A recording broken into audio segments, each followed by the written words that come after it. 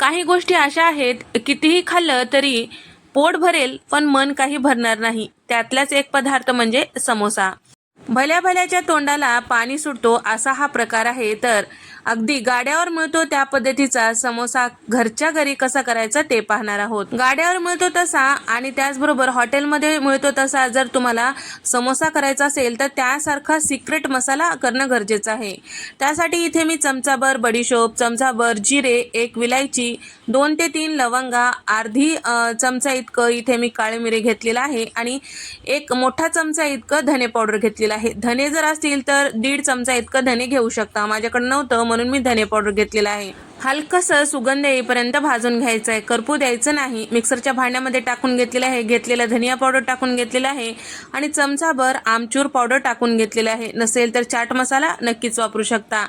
आता इथे मी झाकण लावून याचा मसाला तयार करून घेतलेला आहे. तर इथे तुम्ही बघू शकता असा मसाला जर असेल तर तुम्ही समोसा, कचोरी असे पदार्थ सहजपणे करू शकता. मस्त चटपटीत मसाला इथे तयार झालेला आहे.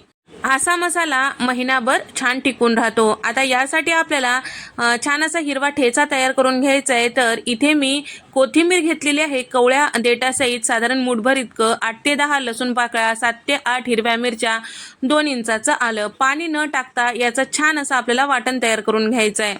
तर समोसा म्हटलं की मस्त आलूची भाजी, त्यासाठी इथे मी आलू उकडून घेतलेले आहेत, म्हणजेच बटाटे उकडून घेतलेले आहे आणि त्याची साल काढून घेतलेला आहे. मध्यम आकाराचे साधारण 5 ते 6. त्याचबरोबर कढईमध्ये साधारण 4 चमचे तेल, तयार करून घेतलेलं हिरवं वाटण आणि अर्धा कप इतकं मटर टाकून घेतलेलं आहे.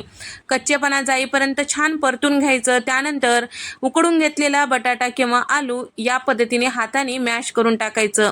तर चिरून कधीच टाकायचं नाही. या पद्धतीचा उकडलेला आलू या पद्धतीने जर तुम्ही हाताने मॅश करून टाकताल तर चव भारी येते. त्याचबरोबर इथे मी टाकलेला आहे चमचाभर इतकं हळद आणि अर्धा चमचा गरम मसाला आणि सोबतच एक अर्धा चमचा इतकं इथे मी चाट मसाला टाकून घेतलेला आहे.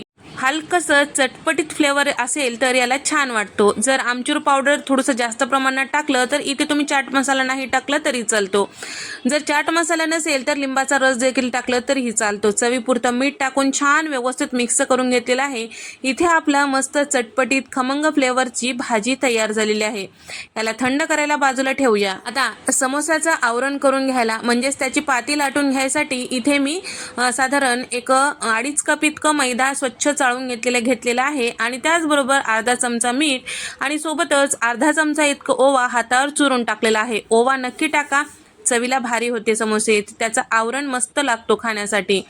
आणि सोबतच इथे मी तेल टाकून घेतलेलं आहे. तर तेलाचं प्रमाण कसं ओळखायचा, तर आपल्याला थंड तेलच वापरायचं आहे, म्हणजे रूम टेम्परेचरवर असलेला ते तेल टाकून घ्यायचं आणि छान व्यवस्थित मिक्स करायचं. सगळ्या पिठाला व्यवस्थित लावून घेतल्यानंतर जेव्हा आपण पिठाची मूठ वळतो त्यावेळेस मूठ व्यवस्थित वळली गेली की समजायचं की आपल्या पिठाला साठा व्यवस्थित असा आहे. जर साठा व्यवस्थित असेल तर समोसे मस्त होतात, नाहीतर समोसावर हलकसे बबल्स आल्यासारखं येतात किंवा समोस्याचं आवरण असं वातड होऊ शकतो. त्यासाठी खुसखुशीत मस्त समोसे होण्यासाठी साठा व्यवस्थित असणं गरजेचं आहे. लागेल तसं पाणी टाकायचं. तर पीठ जे आहे पुरीच्या पिठापेक्षा थोडंसं पातळ आणि आपल्या चपातीच्या पिठापेक्षा थोडंसं घट्ट या पद्धतीने पीठ तिंबून घ्यायचं आणि पिठाचा उंडा घ्यायचा आणि लांब अशी पाती लाटून घ्यायची. गोल नको, लांब असेल तर समोस्याचा आकार व्यवस्थित येतो. तर या ठिकाणी हे जे पाती आहे अगदी पातळ लाटायची नाही, तर सगळीकडून थोडीशी जाड लाटायची, म्हणजे थोडंसं आवरण खाते वेळेस मस्त खमंग खुसखुशीत लागण्यासाठी थोडीशी पाती जाड असणं गरजेचं आहे व्हिडिओमध्ये दाखवल्याप्रमाणे. तर या ठिकाणी पाती जे आहे आपण कट करते वेळेस मधोमध कट करायचं.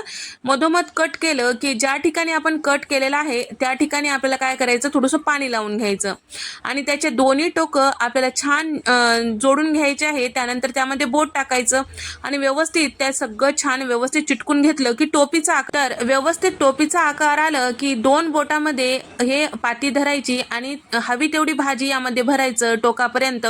मध्यभागी थोडंसं दुमडून घ्यायचं म्हणजे समोसा खाली ठेवते वेळेस व्यवस्थित ताटामध्ये ठेवले जाते. तर या ठिकाणी सगळं छान व्यवस्थित पॅक करायचं. इथे आपला बाजारपेक्षाही भारी मस्त समोसा तयार होतो. तर अगदी सोपी आहे याची पद्धत तुम्ही बघू शकता व्हिडिओमध्ये दाखवल्याप्रमाणे. जर तुम्ही करताल तर ताटभर समोसे अगदी चुटकीशीर करताल. तर या ठिकाणी इथे मी हे समोसे तयार करून घेतलेले आहे. यावर एखादा कॉटनचा कापड वगैरे टाकायचं म्हणजे वरचं जे आवरण आहे ते वाळल्यासारखं होत नाही. तळण्यासाठी तेल मी आधीच गरम करायला ठेवलेलं होतं. तर तेल जे आहे समोसे कचोरी या पद्धतीचे पदार्थ तळते वेळेस अगदी कमी गरम असायला पाहिजे. म्हणजे हे जे समोसे आहे फार वेळ तळल्या गेलं पाहिजे आणि मधल्यापर्यंत छान खुसखुशीत असं आवरण तयार झालं पाहिजे. त्यासाठी कमी गॅसवर छान असं तळल्या गेलं पाहिजे. सुरुवातीला चमचा वगैरे लावायचं नाही. थोडंसं तळलं गेलं अशी खात्री झालं की आलटपालट करून दोन्ही साईडला छान एकसारख्या रंगावर तळून घ्यायचं.